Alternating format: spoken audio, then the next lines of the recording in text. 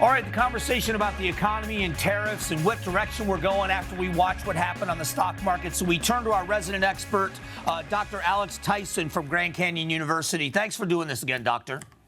Of course, great to be back, Mike. So I want to start with what we've seen happen in the stock market. I watched this week, the CPI numbers were good. The PPI numbers were good from a consumer standpoint.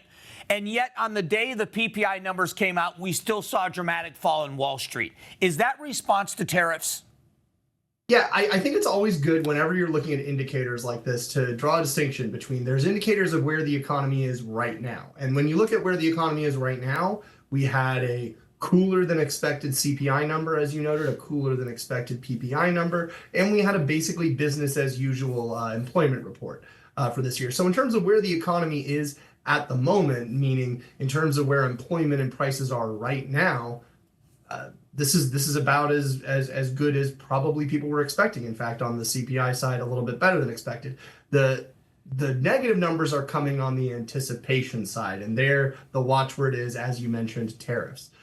Businesses are worried about tariffs, and I think more importantly than the tariffs themselves, they're worried about the uncertainty about tariffs.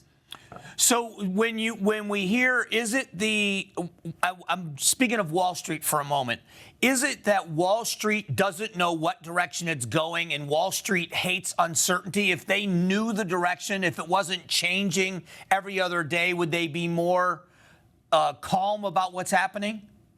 I think so. I think always, if you want to know what spooks investors more than any other word, it's that word, uncertainty. You can plan for 25% tariffs on one good or one country, or plan for no tariffs, or plan for short-lived tariffs. But what you can't plan for is no plan, right? Okay. So I think the thing that spooks investors is when they don't know what exactly they should be doing. And that's a recipe for people pulling back, for people retreating to safety, and for businesses cutting back on overall investment. And that can be a totally rational move for any one individual, but when you look on a market or economy-wide level, that's when you start to see trouble.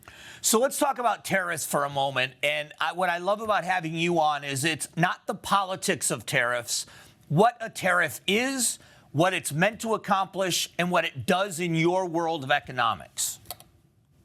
Well, a tariff, quite frankly, is a tax, in the end, but it's a tax on a specific category of good. It's a tax specifically on imported goods.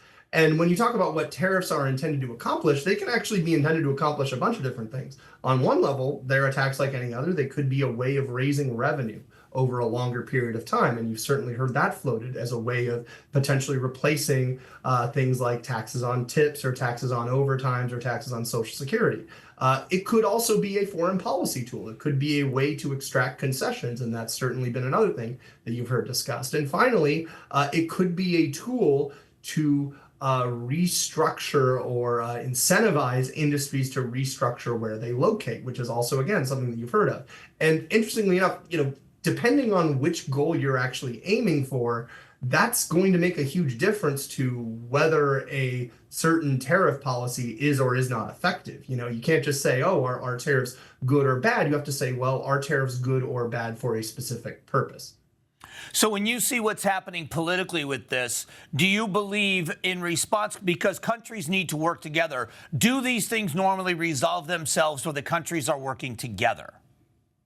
I mean, traditionally, that's always how these sorts of things in the end gets resolved. The part of the reason why you haven't had a kind of trade war on this scale, or at least a potential trade war on this scale in the past, is because mostly these things do in the end get negotiated out. And I think that's probably the main hope that a lot of Wall Street investors are hoping for, right? And a lot of businesses in the U.S. are hoping for, is that we can get a kind of longer term accord on what exactly the long run structure of trade and tariff policy will be.